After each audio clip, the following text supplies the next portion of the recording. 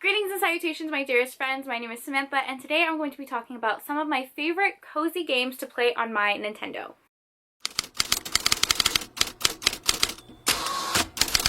Hello, how are you? Welcome back to my channel. Today's video is a little different. I'm not going to be talking about books, and instead I'm going to be talking about some games that I love to play on my Nintendo. I wouldn't call myself a gamer, but I kind of am. I love playing games on the Nintendo, and recently, I don't know what it is, seasonal depression, maybe because I just finished that video where I read like 30 consecutive novellas every single day for a month, that I just feel like burnt out in reading, and I've been in a reading slump, and I actually have not read much, but I have become obsessed with playing my Nintendo for hours. So many cozy gamers on YouTube, and I've like fallen into that hole where I literally just watch them play while I play. I watch them play while I get ready for work. I watch them play before bed. Like, so many books I need to read. I have so many booktube videos I need to catch up on, but I'm like deep in the hole of like cozy gaming, and you know what?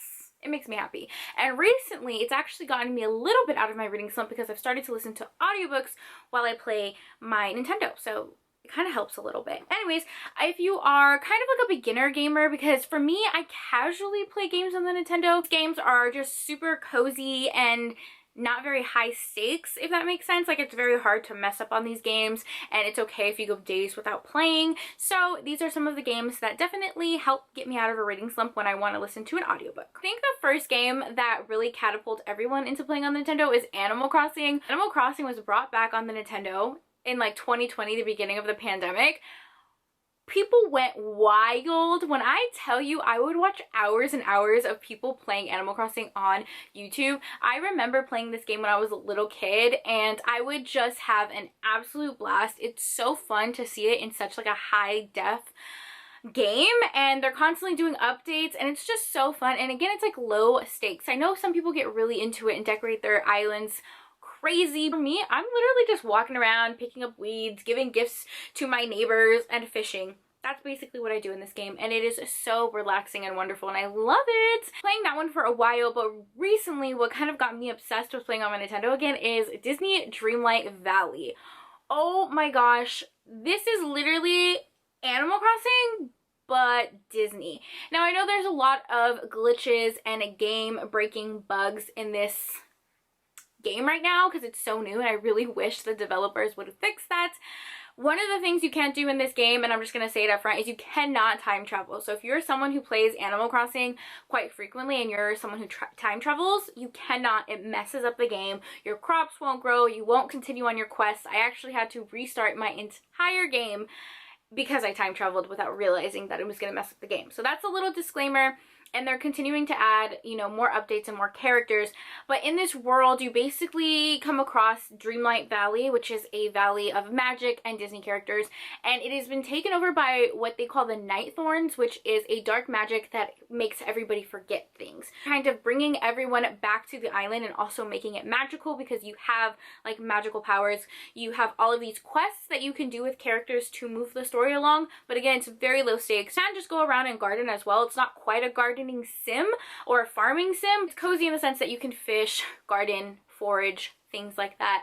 Honestly, my favorite thing to do is just garden. I would wonder how this plays on the PC. This game gives me a little bit of motion sickness. I had to actually turn down the sensitivity of my controls and the camera because I literally would get motion sickness because it was so sensitive, but then I realized you could just turn down the controls. So yeah. One that is very well loved is Stardew Valley, and this one to me is more of a farming sim because I definitely farm the most. It isn't quite as relaxing because the days go by so freaking fast. I think in the game time is like 12 minutes or something, and then a whole day goes past.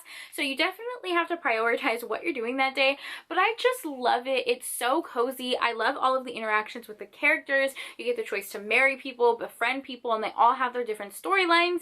You can mine, you can garden, you can fish. So many different quests that you can do, and for me, I'm not really concerned about finishing everything in like the first year. I definitely take it very slow. There's also festivals that you can do. The person who who made this video game is so incredibly like thoughtful in how he created this game, and it is just an absolute blast to play.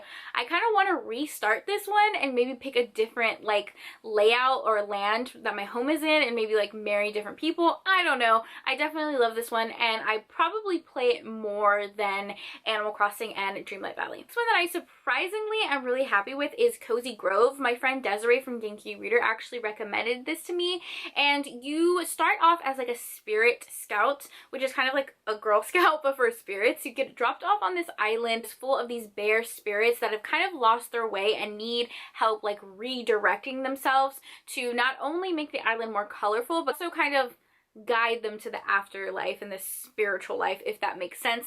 So you end up interacting all of these like bear ghosts and filling out a bunch of quests for them.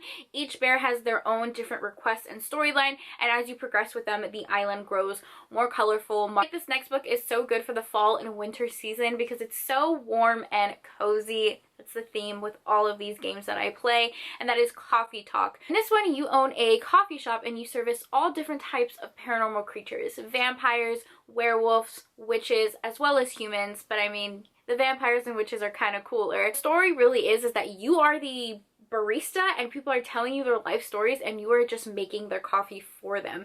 And the storyline is so interesting because every day you're being introduced to more characters, getting more of a storyline. I'm gonna call this game mindless, but there really are no quests that you're fulfilling, nothing that you can mess up. So it's perfect to play when you're listening to something like an audiobook. Those are some of the games that have captured my attention. I have been absolutely loving. I'll talk about two games that I really want to download and start playing because I've seen so many people talk about them. The first one is Wildflowers. This one, you are a witch, and I think you are brought back to this very small town because your grandmother is ill or your grandparent is ill. I cannot remember.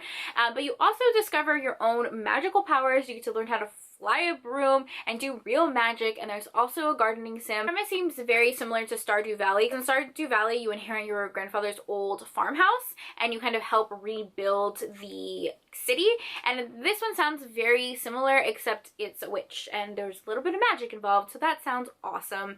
The next one that I don't even know if I'll be able to play, and it's called Coral Islands, I believe it's called. The only reason I say I wouldn't be able to play it is because all of these games are Nintendo games and I only play on the Nintendo, and this is a PC game. I don't really have a PC, I only have a MacBook, so I would have to get a PC to even play these games, but this one sounds so interesting. Like, everybody explains this one as like the best farming sim there is, and again, you live in this like small town, you can make relationships with people, have kids with people, and they like actually grow up in real life. I even think you get to like go underwater and dive and make friends with like mermaids. Like, it just sounds amazing.